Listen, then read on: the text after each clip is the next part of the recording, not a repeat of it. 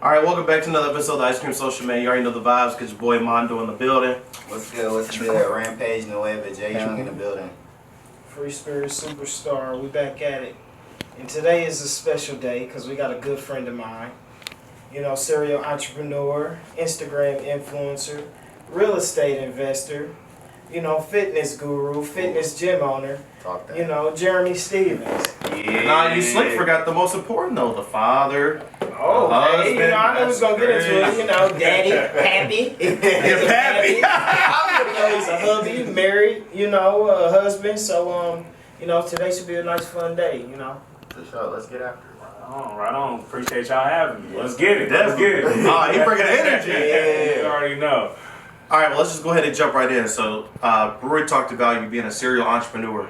Go ahead and talk to us about some of the business ventures that you currently have going on. Man, shoot, this stuff that I can't even post about because, man, we gonna talk that talk on Okay, you did. But so DYC Fitness, that's my everything. So we started that, and when I say we have a business partner as well, started that in May of 2021. So we just passed 2 years. Right downtown Indy. I'm born and raised here, so it was important for me as somebody who loved fitness to, you know, tap into the fitness industry here in town and kind of bring it to life. So DYC Fitness, and then also I'm recently tapped into real estate as well. Real estate investments on the side. I'm all about, you know, I'm trying to create generational wealth, and one of the cheat codes to life is in real estate. And just because we look the way we do doesn't mean we can't also create generational wealth too. So, and then also, obviously Instagram, that's a business in itself. I mean, it's through the roof. It's skyrocketed within the past, I would say 24 months. I've worked with, you know, some of the biggest brands in the world, and they're paying me top dollar. So I'm thankful and blessed for that as well. So, yes, sir. I'm gonna let y'all dictate where y'all want to go because my brain already went. Yeah, nah, he just turned my brain kind of went. I really like where you be going with it, you know, because you kind of. No, okay, because I'm kind of like sporadic, you know. Go ahead. Let's slow down real quick. So you got started. You went to Butler, right? Speak on like your major. I seen that you minored in English creative writing. Kind of what led you to that, and yes, sir. I see you really did your research. Yeah, man, I love it. We're here for it. We're here for it. Yeah, so I'll even back up even before. Yeah, I love it. We're here for the research. I'm here for the research. So I'll even back up a little bit. Like I said, born and raised Lawrence Central High School on the northeast side of Indy. Okay. Played football and baseball there all throughout high school. Baseball. Football, baseball. Yeah, we played baseball too. You feel me? So, and then after that, you know, I was better at football, so I went on to college for that. Winded up at a D3 school called Thomas More, was in Kentucky. Played my freshman year there, did well, and then I ended up transferring to Butler, which is D1 AA, so it was transferring up for me. And then football really just took off for me. Majored in exercise science there, cool. minored in English. And really, I didn't even know what I wanted to do with my life outside of football. Kind of how I treat life, how I treat fitness now and business now. That's how football was for me originally. Again, that's something you can't find on Instagram because I don't really talk about football anymore. But that is something that I loved in my past life. My dedication towards it, you know, the weight room, everything. Like it was always football, and there was no plan B. It was only plan A. And then so. At Butler, like I said, majored in that, and then really my football career really took off. I really excelled at Butler, you know, all conference, all American, all that type of stuff, captain of the team, all the accolades, I probably got them at Butler. And then went on to play a season in Australia. Well, let me back up, because Warrior going to be mad if I don't talk about this. Let me back up. Had a pro day at Ball State, because Butler's such a small school. We don't have pro days, so again, I was highly sought out. I talked to some scouts heading into my senior season. Worked out for a couple teams heading into my senior season. I'll even speak on them. Worked out for a Houston Texans scout heading into my senior season. Worked out for a Cleveland Browns scout heading into my senior season. I just ran for them. They actually came to Butler, which was kind of unheard of. Yeah. They came all the way to small little Butler. People don't even know we have a football team. Butler football. So that was exactly. So that was a really big deal. I'm talking. They pulled me out of class. My coach called me. I'm in English class. They talking about. hey, Jeremy, a scout's here. I'm like, yo, what? Like, oh, mama, we made it. Like, what you Oh God! we made it. So I ended up running a 40-yard dash. Again, this was heading into my senior season. Again, had a great senior season, but I was kind of like what they call a tweener. I was too small to play D-line, but too slow to play linebacker. I was wondering if you were going to get into the position you played. Yeah, I was too slow to play linebacker, maybe not athletic enough at the time. And so the Colts ended up bringing me in for a private workout that after my pro day. It was for like local talent. Some of these guys they were all D1 talent.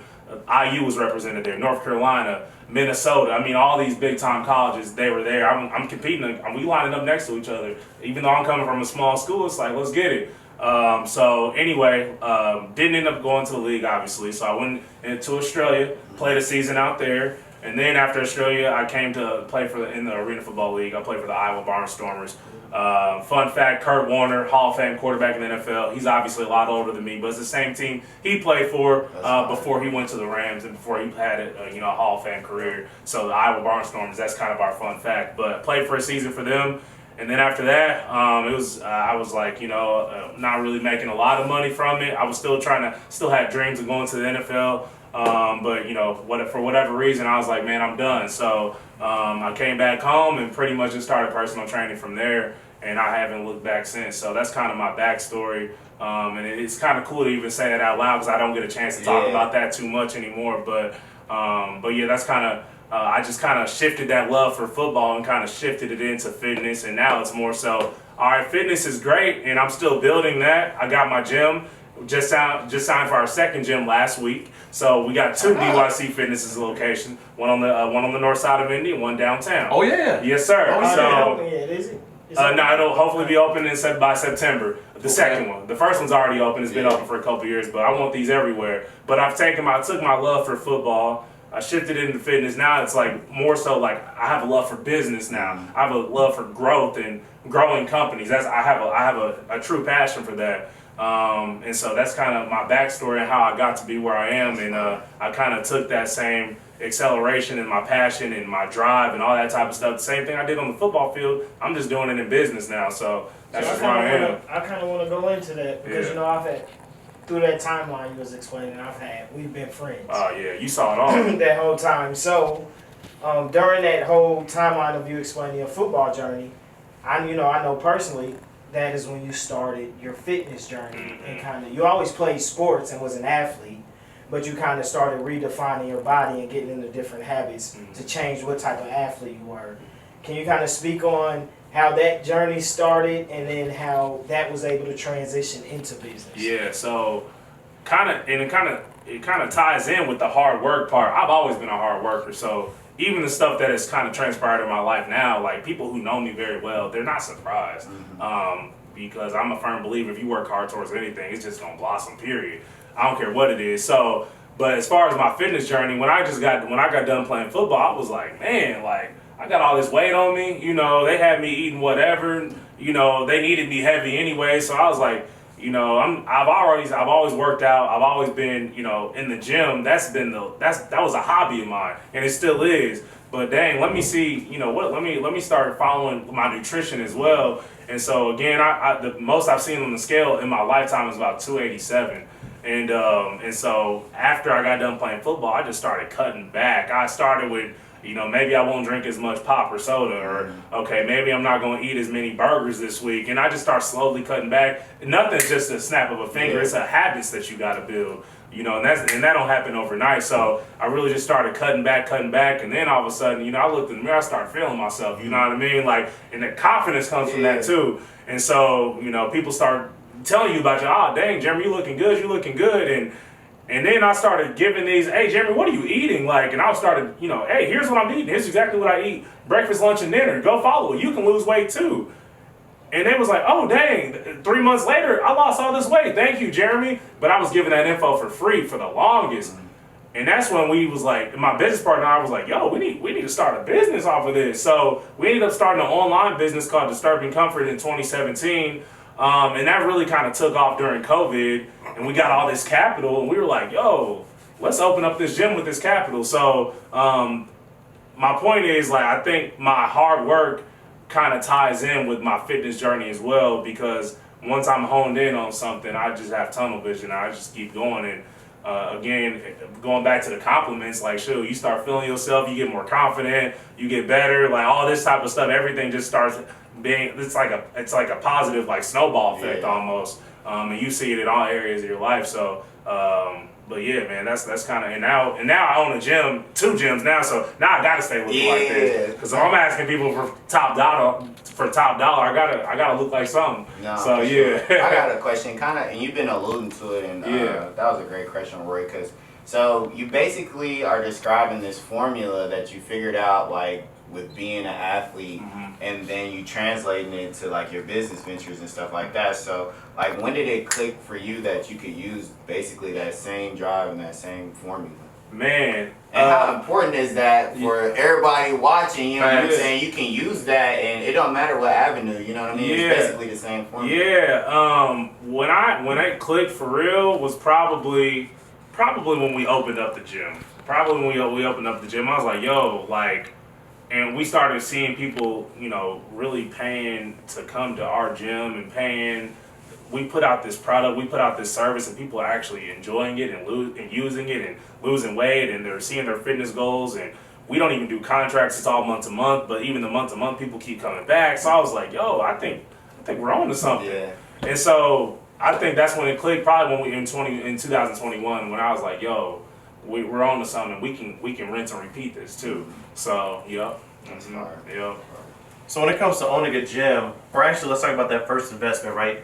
So when you said you raise your own capital, for a lot of, you know, African Americans and for a lot of minorities, the hardest part is raising the capital. Man. So what was it difficult to let go of that money you had worked so hard for to then reinvest in yourself?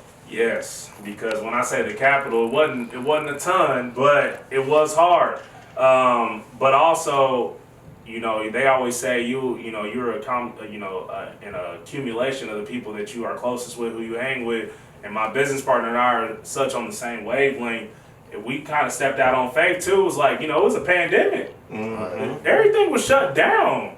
Gyms were shut down, literally everything. And we had to step out on faith. And we were like, I think we can, post pandemic, I think we can really thrive in this personal training style gym where it is one-on-one, where it's not just a whole bunch of people around, and it is very tailored and customized and all that type of stuff, and it is kind of exclusive, and it was hard to let that capital go, but at the same time we had just such a great vision. It was like, it's gonna come back. That's not easy. That's not, you gotta have to practice that. That's scary, right? That's scary, quote unquote. It's a risk. It's a big risk, but I will say this, I do have a supportive wife at home as well, so, once I got her, it's like, let's get it. You know what I mean? I was actually going to get into that. So how difficult was it to reel her in? Man, she's been a trooper. She's been awesome. Go ahead. Sorry, but how long you been married? After family, you describe how long y'all been married, then get into how the relationship was. So August 6th will be 2 years. Congratulations. Yeah, appreciate that. We got a baby boy at home. He'll be a year old, July 14th. Okay. Coming up in a few weeks. So, but nah, she's been a trooper. She's been very supportive. I couldn't ask for anything more because I tell her all the time. I know I'm not an easy person to be married to because I am I got to do this. I am very, especially when it comes to business, I'm very impulsive. Like I'm like, oh dang, I see a good idea. It could probably make some money. All right, bet. You know what I mean? So I know that's. From a partner perspective, that's not easy. That might mean like I'm out all day, whatever. Like that might mean I'm on phone calls at 8 o'clock, or that might mean I'm waking up at 6 a.m. answering an email. That might mean like I'm always on calls, whatever. And for me, I do have to find that balance. That's one of the main things that I always say. Like, my brother's getting married tomorrow. My wife was like, what would you say your best advice would be for him? I was like, continue to date, because especially if you don't put an emphasis and a focus on, especially in marriage, on your wife or your spouse, man, you can get lost in the sauce quick, especially for somebody like me who does have all these extra ventures and who is trying to, grow as rapidly as I can. So, but yeah, been married for a couple years. She's been everything, bro, for real. So I couldn't ask for anybody better.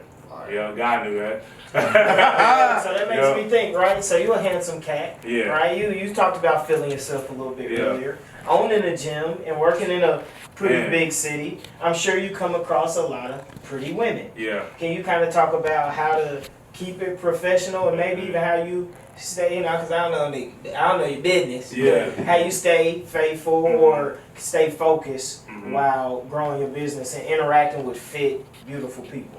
Yeah, that's the thing. I'm a firm believer that God doesn't even bless you with things that you're not prepared for. Because me now, I wouldn't have been prepared for this 8-9 years ago. I wouldn't have been. I wouldn't have been prepared for this type of exposure. I wouldn't have been prepared for this type of clientele who you said, like, everybody's there fit, there's women there, they're fit, everybody, there's good looking people in the gym. But I'm such a tunnel vision person now. Like, I almost have like just blinders on to the fact that I just have a mission and nobody can stop me doing that. I got a great thing at home, my wife, my son, and that's literally who I do everything for, period. Like, I wouldn't be doing anything without them at all. Like, they have even since my son was born, I got an extra gear to me now and extra focus as well. And I know that's not the same for everybody. I can only speak for myself, but man, just them two, man, I just got tunnel vision now for real. So, and another thing to kind of segue into the professionalism, like, I wear a polo in there every day. I've been in gyms around Indy, and I will not say any names. I know every gym in Indy. We all, especially amongst the black community, we all know of each other at least. And they sometimes ain't there in cutoffs and basketball shorts and all that type of stuff. Nah, I'm in there in nice Lululemon pants, a polo, DYC Fitness logo. Everybody's in there like that. So there's already a level of professionalism when you walk in. It's like, nah, this is not that. Because I've had clients come in there and say, oh, well, I left this gym because this guy was hitting on me. Oh, well, that guy fumbled the bag, and I'll give it to me. I won't fumble the bag, and now you're gonna reach your fitness goals under my roof now. Period. That's how it is. So, facts. Yep. And that makes me think of your clientele, right? And like, that could go from everything from getting new clientele from other fitness people, and even the demographic of your clientele. So, from my personal experience, a lot of people in the black community don't know about you. But your business is thriving and you continuing to grow, and not all your clientele is black people. Can you talk about how diversified your clientele is and how you've been able to capture that demographic, although you're a person of color, and we face a lot of different things in society? Yeah, I would say 98% of my clientele is white, and everybody in that gym knows that. But the two owners are black. The employees are white, but the two owners are black. So how were we able to capture that clientele? Man, I think it starts with our professionalism and how we're coming. Obviously, being prejudiced is real, and we just kind of, right when they walk through the door, even when we pick up the phone and tell them, hey, this is DYC Fitness, can't wait to have you. We just have to put in their minds that, like, yo, we are professional. We are, we're here. We're businessmen as well. We're here to run a great business just like anybody else is. And I think we, have done a great job of kind of breaking almost the stereotype that black people, are cheap. Black people only give discounts, all that type of stuff. Because when, just like if a white person comes in there, I'll ask them top dollar just like I ask anybody else, and I won't apologize for that. So I think it starts with the professionalism, honestly. I just think even kind of going back to the Butler question, I do think that Butler gave me a great advantage. I'm not gonna sit up here and say it didn't. It definitely did. Versus social interactions, being exposed to white people. Butler was 4% black. Yeah. So everybody there was white. And I do think being there gave me an advantage, for sure. I had to work hard to get there, no doubt about that. But versus some of my Lawrence Central teammates, you know, like there's a reason. I just think it gave me the advantage to being able to connect with a lot of different people who don't look like me. And I do think that's a lethal skill to have in this world. For sure.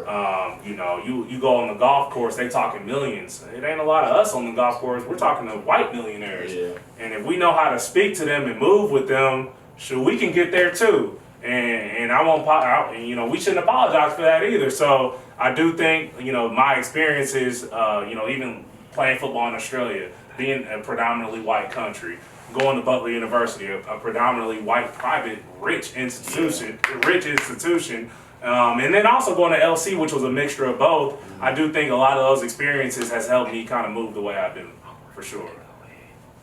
So we've talked a little bit about your health journey. We talked about the at-home life with you being married, the little one. We also talked about, you know, we kind of dabbled into the fitness entrepreneurship bit. But Rory emphasized on the intro, serial entrepreneur. And he said one thing that absolutely caught my attention, and it's the real estate piece. So for myself, I'm really big into real estate. That's one of those things where if you go to my phone, I probably got like 10 different apps on my phone. Like it's just like an addiction. It's like a drug for me. I don't do drugs, but that's my drug. Yeah. It's like for you, how did you get into real estate? Man, so, you know, real estate is one of those things where it's like, I always thought it was untouchable. Like, I always thought it was, oh dang, like I gotta have X amount. I have to have so much money to tap into real estate. That couldn't be the furthest thing from the truth. And honestly, I'm a big guy on YouTube. I don't read at all, but I'll YouTube anything. I'll YouTube podcasts. I'll read. I'll listen to audio books on YouTube. YouTube University. That's how I learned 99% of what I know now. For real, it's YouTube University. So check to YouTube. Yeah, you hear me? So really, I just started, you know, tapping into how people are really building wealth, and everybody was tied to real estate. Real estate. You have to be. Real estate. And so again, I got with my business partner. I was like, bro, like, what we got to do? You know what I mean? Outside of just owning your own home, which, you know, I own my own home. We built our home last year now, but I'm talking about real estate investing. That's a whole different piece. And so really, I went to a conference here in town about a year ago, and they just told us everything they know about real estate investing and how to get into it. And we kind of took it and ran with it. We did our first flip home in Anderson, Indiana, a few months back. We actually closed on it in a couple days. Nice. So I'm really excited about that, man. We actually profited on it, which is kind of unheard of in your first deal. So I'm excited about that. But really honestly just watching YouTube and seeing how people are moving and seeing how people are building wealth off of it. And that's what made me tap into real estate. So did you underestimate or overestimate how much the actual renovation would cost? Oh, we underestimated. We was like 15 grand off. Yeah. It was ugly. It was ugly. Like I said, we thankful to still profit, but man, we was off.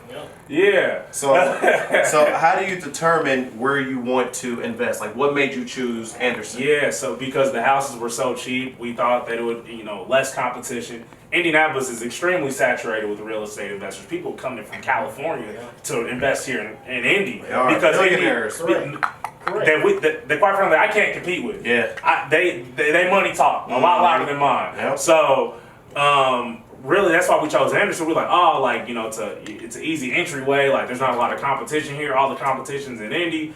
Bet, let's get it. And so we found a cheap house that we can fix up for fairly quickly. That we thought was going to be a lot cheaper than we thought, or than we actually paid for. But you know, it was definitely a learning curve. I probably wouldn't go back to Anderson again. I'm going to find my way back to Indy somehow, some way, just because the houses are going for a lot more in Indianapolis for obvious reasons than they are Anderson, Indiana. But that's what we're going for. Yes, sir. This is no free promo, so I'm not going to shout out the author. There you go. Appreciate that. Okay. So it's all about how to find your emerging markets. Okay. So, disclaimer, bro said he don't read. No. Well, I get it, but I don't do YouTube. You know what I'm saying? So I do the books. That's fair. So the moment he started talking about, you know, he's trying to find his next market, I'm like, okay, well, somebody gave me that as well as a gift. So I got to pay it forward to the next person. So for sure. Appreciate that. I got one more question for you about the real estate. So when it comes to investing. If I'm not mistaken, you're also in the Airbnb business. Woo! It's pop. So, how'd you stumble into that lane? Woo! Man. Let's talk about it. Man, my wife happy because of that, boy. Oh, there we go. Oh, man. Happy wife, happy life. Happy wife, happy wife, happy life for real, man. So Airbnb started at the end of April, so we heading into July now. And Of this year? Of this year, so a couple months, right?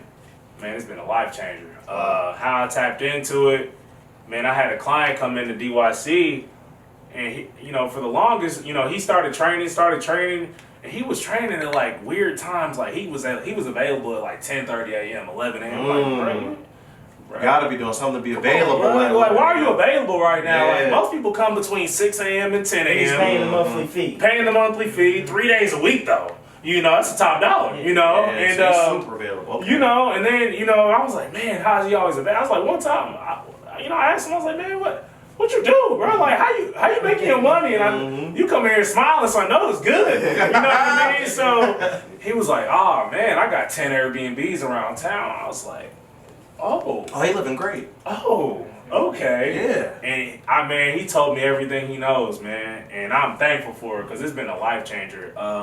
So I got him around town here. It's work to get it started, but once it's started, man, it's just going. Man, I haven't had an open night since I started in late April. Every night has been booked. We sitting here right now, every night's booked. They there now, sleeping good. Making money, soft pillows too. Yes, sir. You know what I mean? Yes, sir. And Good soap. you talk about why your nights are booked and how Indianapolis specifically is a good place for Airbnb. Great question. Everybody who says Indy, I hate Indy, I'm leaving Indy. I said, I'm okay, y'all can leave, that's more for me, I'll stay. Man, Indy is a cheat code for anything real under the real estate umbrella. The cool thing about real estate is such a big umbrella. There's flips, there's wholesaling, there's Airbnb, I think that's a branch of real estate. But go back to your question because I really got off on a tangent. But why is Indy because you see what they're building up, the Indy 11 Stadium. What they're doing to the Pacers, like around the Pacers area, a Pacers arena. All these concerts that are here, all these conventions that are here. Like we're one of the most like accessible. Like we're really centrally located. Yeah. So a lot of these big companies are actually doing their yearly conferences here in town that's bringing thousands and thousands of people, and they're coming to Indy. And what does that mean for people like me in this space? Booked. You know what I mean? Indy 500. Oh man, that's a premium. Oh yeah, definitely. You know what I mean? Oh, definitely. That's the All-Star weekend, February. Super premium. I bought man what? Super premium. All week. I'm talking, man. Y'all better come with it. And if you don't, somebody else is. Yeah, definitely. And these people probably booking, probably not even going to the game. They just want to be in Indy. Yep, you know how that goes. Festivities. They just want to be around the festivities and like Indy, man. I'm telling you, it is a cheat code for real. There's a reason why California investors come here. Correct. Less permits, less restrictions. It's just people really sleep on what Indianapolis is. Like, to your point, like it's not New York, it's not LA, it's not Miami, it's Indianapolis. It's Indianapolis. And I think the sooner that white people love this place, man. Right.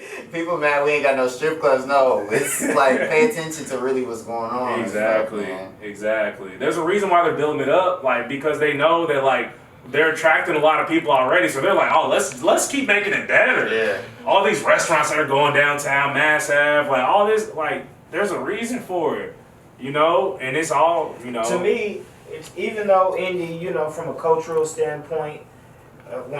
As far as urban life, they do a lot of stuff to damper it. To me, it could still drive a lot of professional businesses and a lot of professional interaction from people of color. Yeah. Because it's forcing you, if you want to make money, which there's millions and billions to be made here, if you want to do it, you got to be professional. You got to be clean cut. You got to have certain things. And then if you're able to tap into the dollar, another thing we could get into is traveling. in vacations. When you getting money, you could go to New York, Miami, Cali, and stay there as long as you want because you've been able to generate. And that might be the thing to Indianapolis, a place you can generate money. But if you're really looking for like some contemporary urban fun, you might have to have your money up to go out. Go get your money and go. That's real. Get your money and go. Yeah. So can you kind of get off into the traveling side of things? Yeah. You know, and how being in Indy and making money in Indy, how I see you on Instagram a lot. It seems like you go all over the world. Yeah, all over the world. You know, and that even started before I even, you know, got with my wife. I just love to travel, and as I've been able to make money, I've been able to see a lot of the parts of the world that, you know, a lot of people probably won't ever get to see. So I'm thankful for that, man. I've been all throughout Europe, France, Italy, Spain, England. I lived in Australia. Been to Japan, Turks and Caicos, Jamaica twice. Oh man, I'm probably missing some. I know, but I've been everywhere. I've been everywhere, and I'm thankful for that. And we as a family now, we do make it a point of emphasis to travel. They've even done studies that people who travel are just happier. You know what I mean? Not because I have to unplug from my day-to-day life, but more so just to enjoy life, because we weren't put on this earth to labor. We were put on this earth to, you know, kind of be blessings and kind of enjoy as well. So we do make it a point of emphasis to travel all the time. So it's been, you know, cool to, like, obviously make the money to be able to do that and kind of see the world, because there's more to life than just Indy. You know what I mean? And I do encourage people to really step out and get outside of their comfort zone. And I know, hey, if you've only been in Indy your whole life, never been outside, man, I'm telling you, it's a whole world out here. And it probably has helped me, you know, subconsciously. Like, it's probably helped me even with my whole, like, how I move now, because I have experienced a lot of different cultures as well. So, but yeah. So, kind of an obvious question to go from there. What's been your most favorite place you've traveled, and why? Yeah, man, I would probably say, Belize for our honeymoon. Belize for our honeymoon was probably, man, the water was so blue. It was quiet. The people were so nice. That's another thing. Not everybody's always welcoming, all that type of stuff. But Belize was just so different. Where we stayed, it was very kind of private. It was awesome. And we were there for, I think, 6 or 7 days. And we were able to enjoy off the resort as well. A lot of times you just stay on the resort, you don't really get to tap into like the actual culture, but we were able to leave the resort kind of carefree as well. Belize was just very, very nice, and that was probably my favorite place for sure. Okay. Yeah. So then if there was one place on this big blue planet you would love to go, where would that be? Oh man. Not my house again. Yeah. Probably want to. Boy, fried. Man, we've talked about, man, Greece is definitely on the bucket list. Okay. Trying to get to Santorini, man. Trying to get to Greece. Yeah. And when I say try, we going. We going. Something about that all white. Yeah. Houses all white. And the water's so blue. They putting it on the gram like, ooh, we gotta be there. Yeah. That's just figuring a date. Yeah, exactly. That right there just screams linen. Exactly. Screams luxury. Man, I'm telling you. Bougie. It does. It does. I just got back from Napa Valley for my birthday last month. We was in Napa Valley, California. Wine County. The bougiest place you talk about bougie, that was bougie. Yeah. I loved it. I was in my element. I'm here for that. I was in my element. Yeah. I was in my element. No dirt. Come on, man. Come on, do a little toast.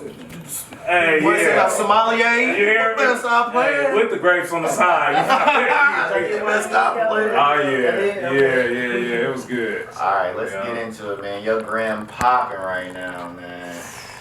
How did you get your gram popping? Do you put emphasis on that? Like, I know some people is like, they all about the Instagram. You don't seem like that type of person. So like, your gram is popping, and you still humble. Like, just speak on that, man. Yeah. So it really started. Let me back up even years ago. I started talking about and posting about my fitness journey, and how I started posting transformation pics, and you know, that's really when my following really started to like really ramp up. And so from there, you know, it was like random brands were reaching out to me like, oh, like, we'll give you some free product if you sell this for 10% commission. I'm talking like, okay, whatever. That's where it really started. That's probably like 2017. It's 2023 now, and you know, obviously I wasn't making any money from it. I was really just posting it just because I love posting my progress. People were seeing results off of it, and that's when I really started to gain my following. So I really started off just in the fitness niche only. Now that you know, they consider me more like lifestyle. You know, even in my bio, I say like all things lifestyle, family, you know, fatherhood, entrepreneurship, all that type of stuff. But it really started as just fitness and posting my fitness journey. And so I really gained like a big following. I think I hit like 10K when I was like, I think it was like 2020, something like that. And so 10K sounds like a lot, you know, it was a lot back then, but now I think I'm sitting at like, I think I lost a couple the other day. I think I'm like 94K, something like that. Like Yeah, I lost a couple. Yeah, I lost a couple, man, but over the... You see how he just skated? That's crazy. Now we have to go there. So, we gotta go there now. So, you know, I you know, similar to Jay Young, I was doing my research, so I noticed aqua blue check. Oh man, was that pre-existing or was that the subscription? Yeah, but no, that's pre-existing. Man. I had just got it, man, and so a lot of brands that would even say like, I'm surprised you don't have a verification. I'm surprised you don't. And then finally, I just got it. So okay, I was thankful for that. It's funny story when it comes to that, because he has a personality that thinks of that. Because 2 days before the whole Instagram being able to pay $15 a month for verification, bro hit me up, sent me a text. You feel in the morning like, bro, we in there. 2 days later, they come out, and I'm like, dang, I already know everybody about to think bro paid. Yeah, but then they look at King's Hawaiian, Oreo, Coca-Cola, Wheat Thins. You know what I mean? They look at Men's Warehouse. Yeah. They look at Total Wine and More. They look at all that. They're like, oh, okay. So yeah, I wasn't trying to call you out, man. But so I say all that to say is there one particular brand? Because you know, you just kind of name drop a lot of household brands. Household. I can go upstairs right now and buy some Oreos. Yeah. That's for little man. You know what I'm saying? So, and mind you, Roy didn't say that I would think of that question because will buy a blue check or nothing. I hope that's not what people was thinking. I would never pay for the blue check. So I want to get that out there. However, so what's been your favorite brand partnership? Yeah, good question. So, probably, ooh, man, that's a good. King's Hawaiian. King's Hawaiian was probably my favorite. Bread. Yeah, the bread. They own everybody's Thanksgiving table. Everybody's upstairs. It's upstairs. You know, the orange package. You already know. Yep. Black, white. I don't care what you are. It's on your Thanksgiving Gotta table. You know, that was probably my favorite. So I've actually done 2 campaigns for them separately. The creative brief was just awesome. So kind of how it works is they'll give me like a checklist of what they kind of have an idea of what they kind of want me to do. I have a little bit of I have some creative, like, you know, I can shoot my creative like thinking into it as well. But they do have a checklist on like key points that they want me to hit on and all that type of stuff. And it was kind of like a football campaign. I got to kind of tap it. I was like, oh, I'm football, so they gave me a jersey to wear, and they gave me a whole bunch of props and stuff like that. So it was actually very, very fun. I was able to shoot it in my own home.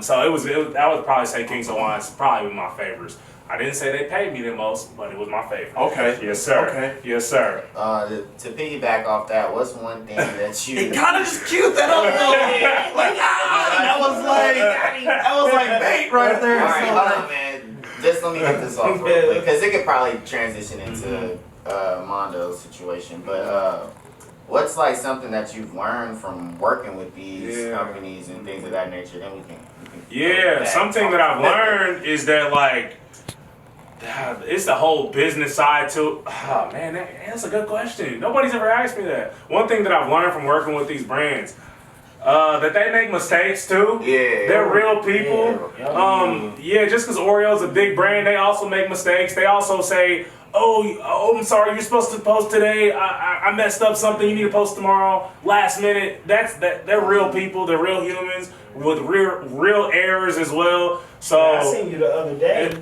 A few days ago, you posted a message about you getting on them about like trying to push you and make you go against what you are the guidelines that you supposed to already follow. That was a brand that I ended up dropping them too, because like these brands do try to push you and try to make you post when you're not supposed to post per contract, make you say things you're not supposed to say per contract, and if you're telling me to do something outside my guidelines, you need to pay me more. That's that, and that's gonna be that. So notice it, and just really kind of answer your question that they are real people and they do make real mistakes, just like every other business. They're just such on a big scale. We just hold them on a pedestal, but they do the same stuff. I don't even look at Oreo as a person. It's a person. You know what I'm saying? Yeah. That's crazy how your brain kind of like works like that. Yeah. Some American stuff. Yep. But he been sitting on it over here. Go ahead, get it off. Nah, he gave you a compliment. It was a good question and all, but he kind of gave us the go ahead on the bag talk. So let's start with the most unexpected bag. So who came correct with the bag that you did not even expect would come with the bag? I think Motorola, because it was out of nowhere. It was out of nowhere. They super last minute. They were like, "Oh, like we have this last minute campaign. We're trying to promote our earbuds, like the headphones." I was like, "Oh, okay, cool." It was super last minute and 5,200. I was like, "Oh, bet. Okay, cool." That was unexpected. You know what I mean? Yeah. So I would say that was the most unexpected for sure. That's so fire. yeah, Okay. Yeah. So it's something like that where you get paid $5 racks, something like that. Yeah. Is it heavy workload or is it like a lot of posts, 2, 1? Question. Yeah, so typical is 1 reel plus 3 story frames. That's typical. That's very like generic. That's like to the book. That's what every brand typically is expecting of the creator. Can you get those 3 story posts off like during the week, or can you just knock them out? Then you got to knock them out the same day. But they give you the date and time, typically time frame on which you need to post. So like right now, like I'm posting for a brand in a couple weeks, but they've already given, I can't say the brand yet because I haven't posted it, but they've already given me the day that I have to post, the time that I have to post, and so they're checking for it like a hawk, like you better, or I'm gonna hit it. Yeah, you know what I mean. 30 seconds left. Exactly. They waiting by their phones. So I would say Motorola was the most unexpected, and typically, it's one story or 3 story frames plus 1 reel typically. And now, can you not compete? Like, for instance, let's say another brand wanted you to post the same day as another brand. Is there a non-compete when it comes to things like that? Because it makes me think about the control of how much you can make. For instance, if it's non-compete, then maybe that 5K, you can only make 5K that week from posting. Right. But if there's a non-compete, you might be able to have 10 brands loaded up and you can make 50K in a week by posting all of them. Yeah. So there are non-competes in every contract as well.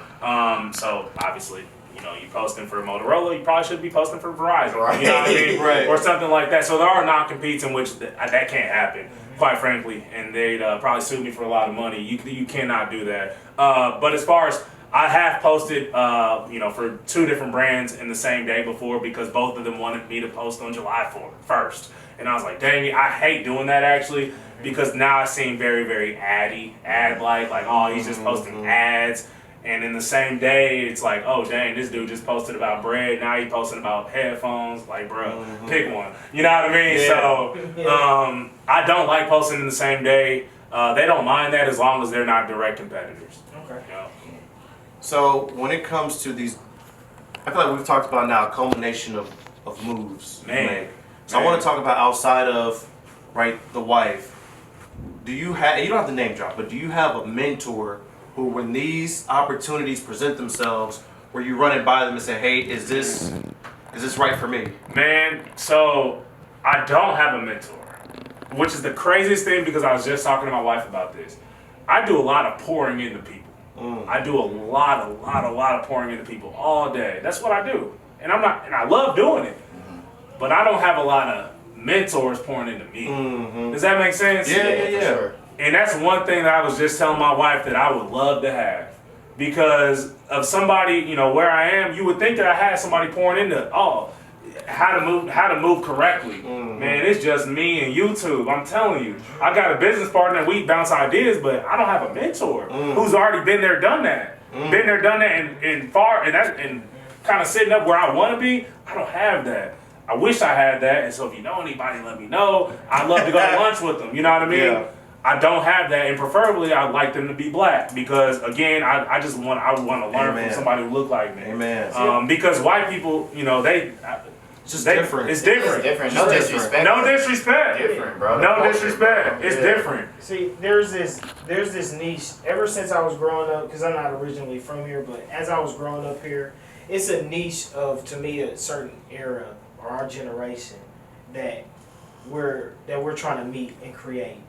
So when I hear you say you don't have a mentor and how you would like one, I'm looking at all of it throughout this journey, how you don't have one yet, is because you might end up being sort of a part of that like forefather group of mentors. Because when you think of indie and you date back 50 years and 100 years and the progression of it and our people, it's like most of it was just get a job and build a 401k and work with a company. Or just real estate, or just one thing. But what you're doing right now, no one, you know, you got to go to YouTube. You got to do multiple different things to get guidance because you're in a city, in an area that in this specific time on Earth hasn't generated or created what you're going through and what you're doing right now. So as part of it feels sad of like, damn, I'm kind of in the same position. Don't really have a mentor. You know, Noah got a big, decent network and things like that. And a lot of people that I know are like that from this community. And so I look at that as a sad thing, but then also a good lane for us to spearhead and create something that hasn't been done before. That's real. My bad, just to vouch off Brother Rory. Yeah, we're on some futuristic stuff because like YouTube University is very real. It is very, very, very real. I think everybody in this room went to classes on YouTube for sure. And then just we can't even put you in a box, you know what I'm saying? I'm over here thinking, how does he file his taxes? You know what I'm saying? Like, man, my tax dude, he's a genius. You gotta have somebody. He's a genius. He went to Butler too. So yep. For sure. Yeah. So last question I have for you, bro, is, so I've kind of been peeping you this entire, however much time we've been sitting here.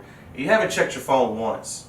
How does somebody that has a booking going on, somebody that got a wife and a kid at the crib, somebody who's got a gym that's currently in the process of being built, learn to detach while you're in the moment? Is that something Jeremy had to be taught?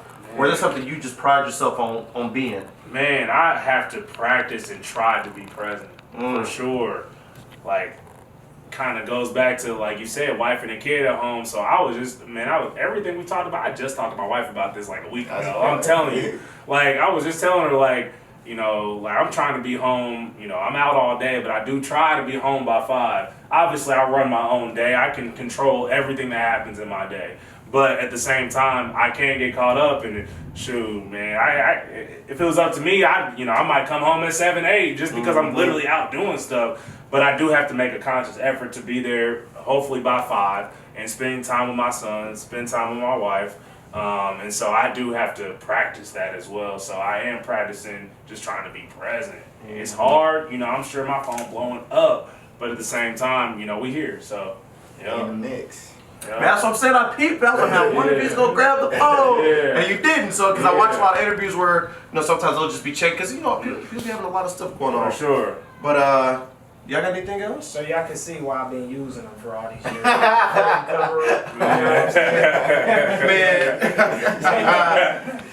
I'm not gonna lie. There's been a couple of mind-blown moments. Like the whole 287 pounds was the first one. We talked about it off camera, but when you said it again, I was like, man, he actually meant it. He's not lying now. It's on camera. And then, you know, the Airbnb piece, because I always thought Indy was a place where you can't really get it cracking. Just looking at the numbers, right? And I'm comparing it to an LA. And then just for the sake of you just not being on your phone. So I'll close off with, you know, I definitely appreciate you pulling up, being present. And I feel like you dropped crazy gyms. Yeah. You know what I'm saying? So for no pun intended. You see how I did that? Okay. Jay Young coming crazy today. Right, guys dropping gems. Physically, bro, what's got in in the mix, man. Man, holy. Did your thug? Man, with that being said, man, we appreciate you. And we'll catch y'all on another episode of Ice Cream Social. Peace. Yeah. Cream. Whoa. A cream. Yeah. Ice cream. Ice cream social.